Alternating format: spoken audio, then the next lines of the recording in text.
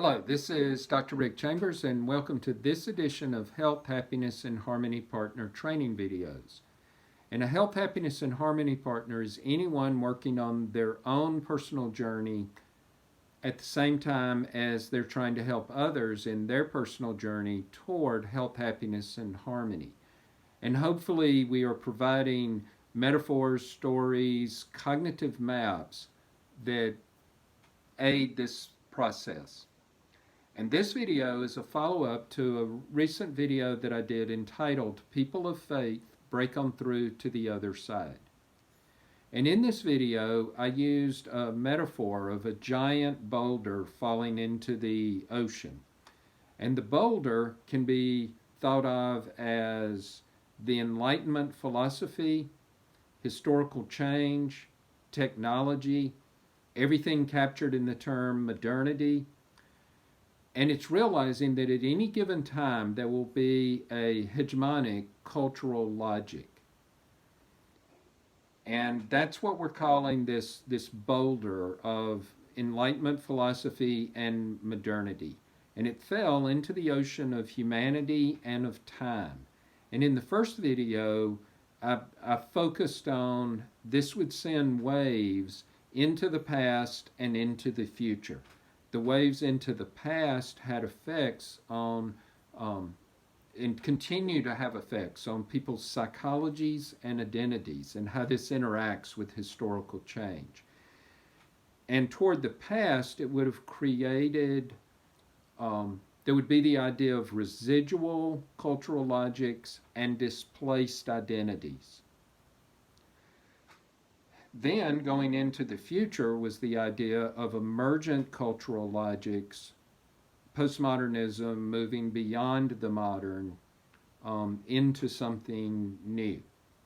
And yet, as anyone would know, waves don't just go in two directions. Waves go in all directions.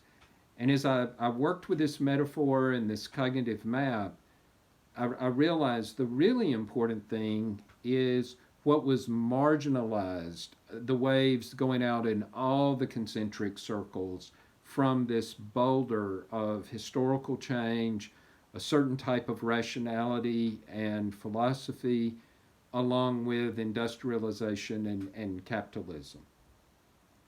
And I'm going to use the term for all of the waves as marginalization. And it's anything that's not included in the dominant or hegemonic cultural logic. And marginalization is the nicest word I can use for this.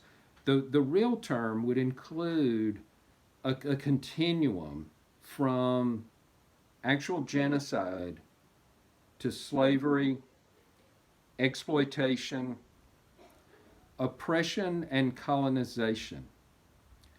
If you think about it, how many of the problems in our world, in the current world, are related to and come directly from this systematic colonization, the system of colonization? Slavery would be included in this. It was part of the colonization system. And we are experiencing the bitter fruits of this turn in history today in many ways. Then also marginalization and discrimination. So this whole continuum, I'm kind of talking about in terms of marginalization or of not being included. But the short list of what was not included within the dominant hegemonic cultural logic of modernity. Until more recent times, or until like kind of the very end, and we're still working on it. But this is what was excluded and not allowed for hundreds of years. Not allowed, not respected, not listened to, not allowed to have a voice. First peoples from all over the world. Indigenous people from all over the world. Women, races, ethnicities, Again, anything to do with colonization or a colony or having been a colony. But also, nature itself was opposed to rationality. And there was the idea of using rationality to master or to control or defeat or dominate nature. It's a very dominating, modernity is a very dominating um, process. Nature, opposed to culture.